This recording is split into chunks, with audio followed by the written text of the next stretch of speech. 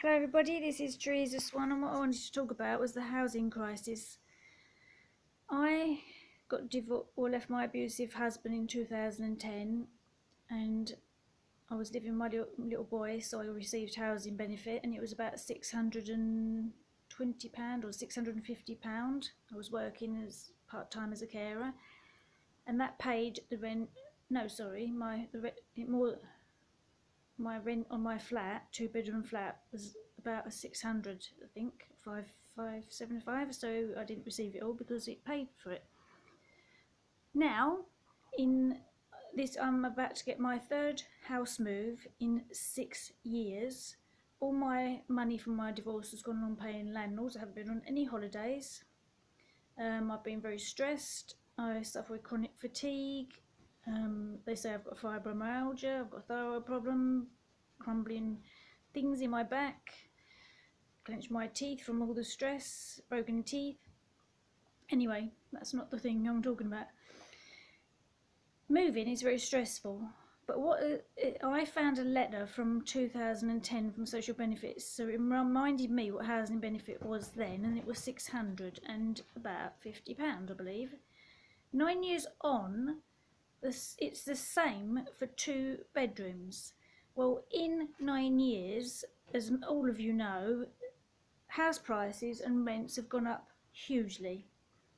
So if you are a mum and dad, or a mum on their own or a dad on their own, and you need a 2-bedroom place, you would receive in Essex about £650, and your rent, I'll tell you what 2-bedroom flats are, £800.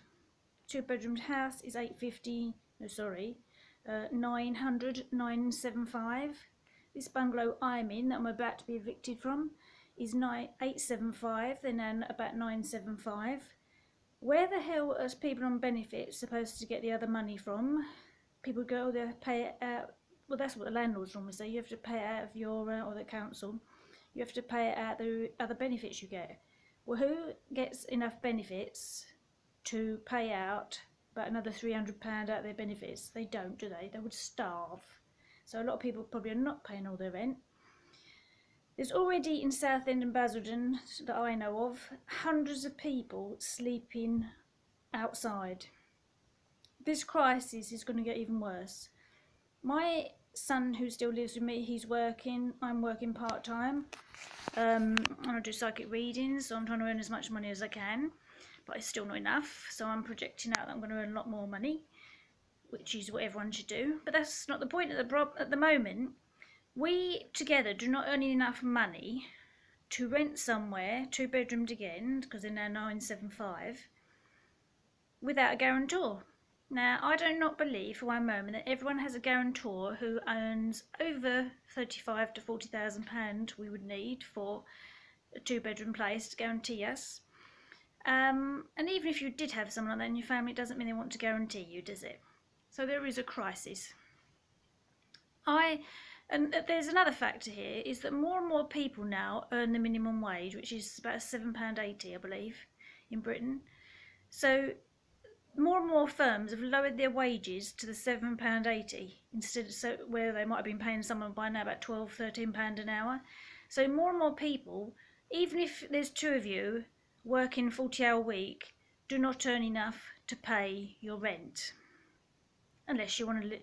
And then, so people might think, well, why don't you move to a 1-bedroom place? I did think about that. I thought moving to a 1-bedroom bungalow, save money. I'd let my son have the bedroom, I'd sleep on the settee. No, because what the estate agents have done, because they say there's a growing market, they've put up the rent of the 1-bedroom ones. The 1-bedroom ones now are £800, and 1-bedroom flats are really expensive because there's a growing market. This is the fault of the estate agents who put up the charges, and then the price they put on houses for sale then determines rents, doesn't it? It's despicable. People cannot live like this, and more people, whole families are going to become homeless. Well, unless they've got lots of hotels in Southend to house hundreds and hundreds of people who are going to become homeless, or other people must be paying their rent with credit cards. That's all I can think, because if they, I presume they're eating, and that's why people are going to food banks, isn't it? Well, they've got to do something illegal. or have a job on the side to pay the rent, haven't they? Just to pay the rent to a landlord. My landlord is selling this house. The previous flat I was in, they sold the flat. First flat I had, the landlord said I could have it forever, which was a bit silly really. Then him and his girlfriend split up and he wanted to live back there.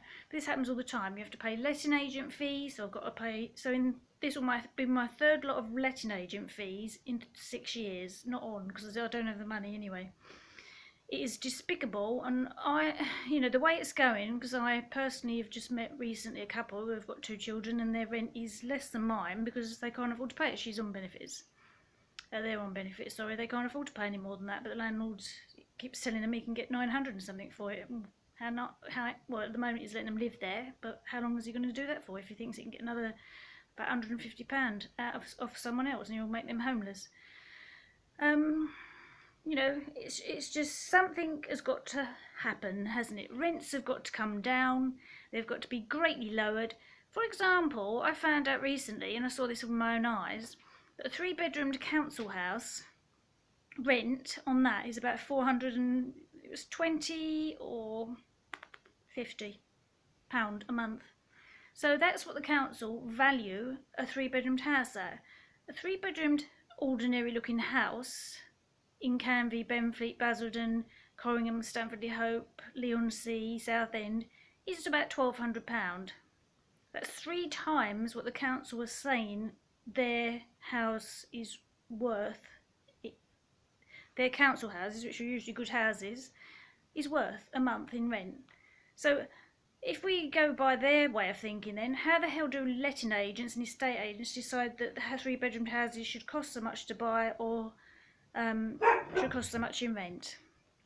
Thank you, bye bye. That's my dog barking.